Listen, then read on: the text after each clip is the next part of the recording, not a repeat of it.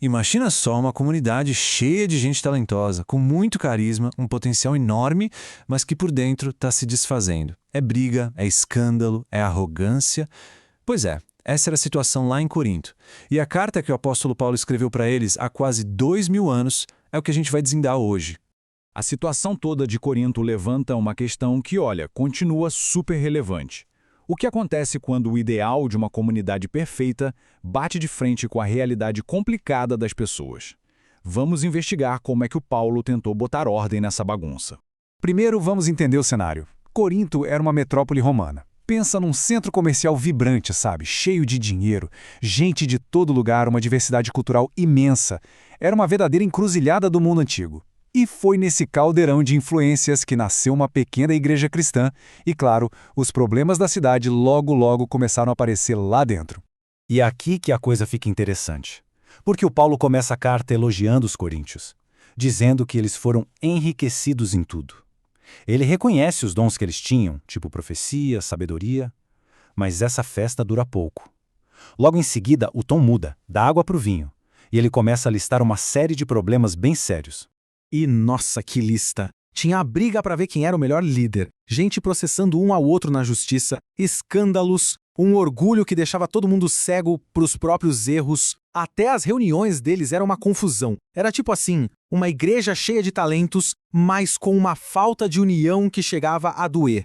E de todos esses problemas, o primeiro que o Paulo decide atacar é o que parecia ser a raiz de muitos outros: as divisões. A comunidade estava se quebrando em grupinhos, em facções, e tudo isso movido por uma espécie de arrogância intelectual, uma lealdade a figuras específicas.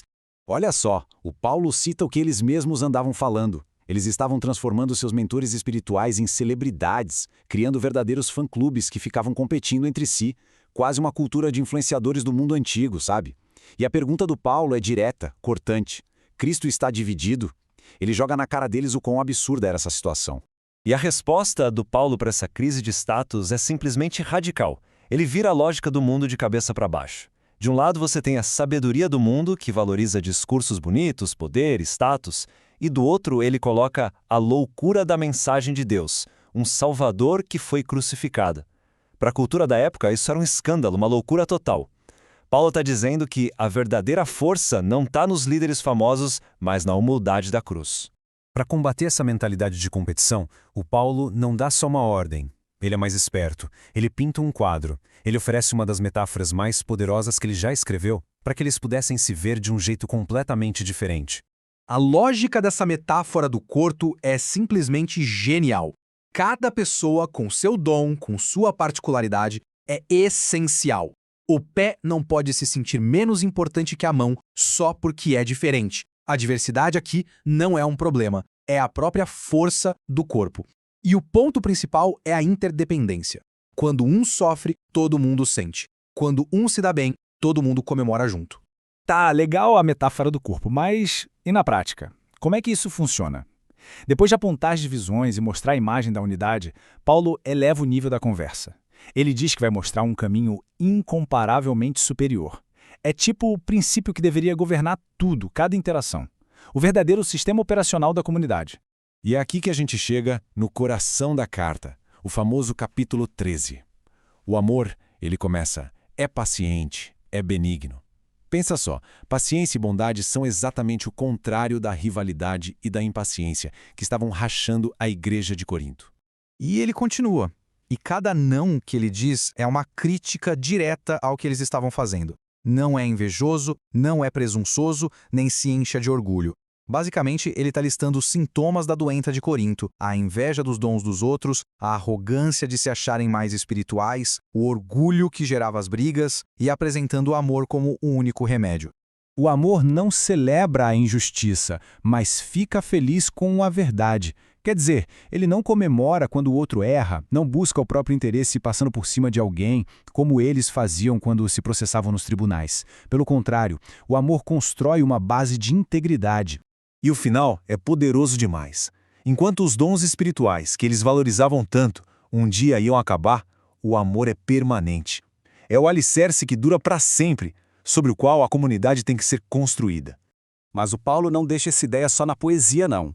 Ele aplica um problema bem real, bem pé no chão: comer ou não comer carne que tinha sido sacrificada a ídolos.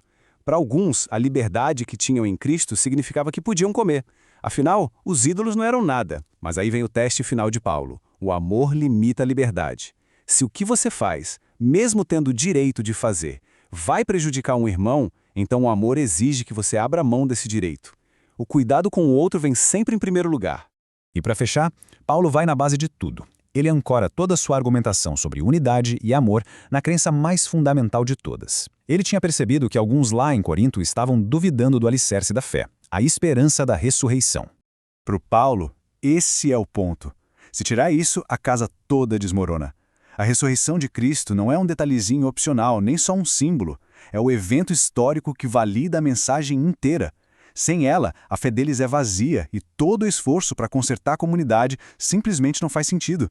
A ressurreição, então, é a prova da vitória final de Deus sobre a morte. E essa esperança no futuro deveria mudar completamente a maneira como eles viam os problemas do presente. Afinal, se a morte já foi derrotada, quão pequenas e sem sentido se tornam as briguinhas por status e poder, não é mesmo? E assim, depois de percorrer toda essa jornada por uma comunidade em crise, a gente chega na mensagem central, naquilo que fica dessa carta tão antiga e tão relevante. No fim das contas, a primeira carta aos Coríntios é um manual surpreendentemente moderno sobre comunidade. Ela nos ensina que a unidade de verdade não vem de todo mundo concordar em tudo. Ela é construída quando o amor nos faz colocar o bem do outro acima da nossa própria liberdade e da nossa própria opinião. E essa continua sendo a lição mais desafiadora de todas, tanto hoje quanto há 2 milênios.